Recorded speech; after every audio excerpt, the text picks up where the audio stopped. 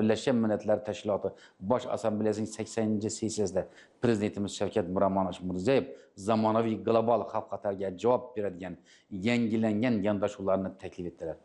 İchki islohotlar va inklyuziv o'sish yo'nalishida kambag'allikni keskin qisqartirish, ta'lim qamrovini oshirish, o'qituvchi nufuzini yuksaltirish va sog'liqni saqlashni modernizatsiya qilish vazifalari belgilandi. Yoshlar va gender masalalarida Osiyo xotin-qizlar forumini doimiy platformaga aylantirish hamda yoshlarni tinchlik, do'stlik va gumanizm ruhida tarbiyalashga qaratilgan jahon yoshlarining tinchlik sari harakati tashabbusi ilgari surildi.